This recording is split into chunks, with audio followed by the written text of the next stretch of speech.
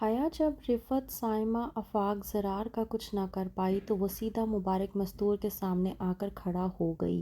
یہ بتانے کے لیے کہ وہ اپنے مقصد کو پانے کے لیے کسی بھی حد تک جا سکتی ہے اور کچھ بھی کر سکتی ہے۔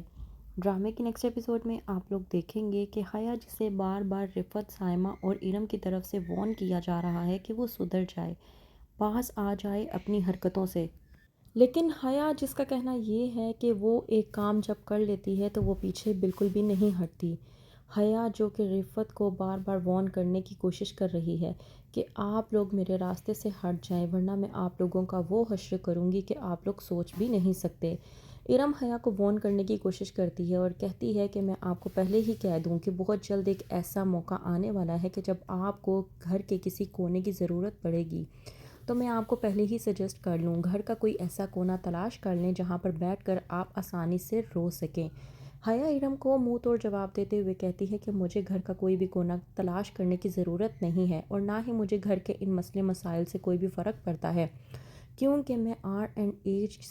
سی فوڈ کمپنی کی وائس چیئرمین بن چکی ہوں۔ مجھے اب کسی سے کوئی فرق نہیں پڑتا، کوئی میرے بارے میں کیا کہتا ہے اور کیا نہیں۔ اور ہاں، رہی بات مبارک مستور کی تو میں اسے بھی اب کچھ نہیں سمجھتی۔ وہیں پر دوسری طرف رفت جو کہ حیا کو وارن کرتی ہے اور کہتی ہے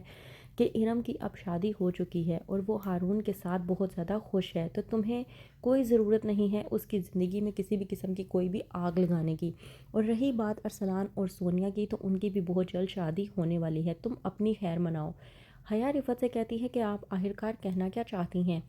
اس بات پر رفت جب حیا سے کہتی ہے کہ ظاہر سی بات ہے بہت جلد تمہیں امی جان کو یہ جواب دینا ہوگا اور ثبوت پیش کرنے ہوں گے کہ تم ماں بن سکتی ہو، تو اس بات پر حیا رفت سے کہتی ہے کہ مجھے اس بات کے ثبوت کسی کو بھی پیش نہیں کرنے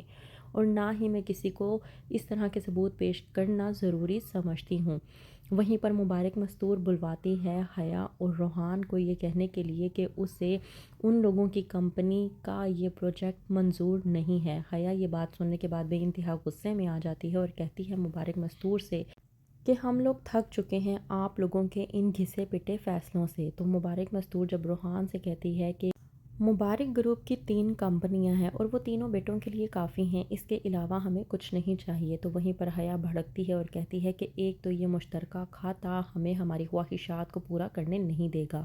مبارک مستور چونک جاتی ہے کہ حیا نے آخرکار کس حیثیت سے ہمارے معاملات میں دخل اندازی کرنے کی کوشش کی ہے۔ حیا جس کا کہنا یہ ہے کہ اگر وہ نہ ہوتی تو آج مبارک منزل میں رہنے والے لوگ سڑک پر بھیک مانگنے کے قابل بھی نہ رہتے۔ حیا جس کا کہنا یہ ہے کہ وہ R&H سی فوڈ کمپنی کی وائس چیئرمین ہے تو اس حیثیت سے اس کا جو دل کرے گا وہ وہی کہے گی۔ مبارک مستور حیا کی یہ بات سننے کے بعد چونک جاتی ہے کہ روحان آخرکار اتنا بڑا فیصلہ مجھ سے پوچھے بغیر کیسے کر سکتا ہے،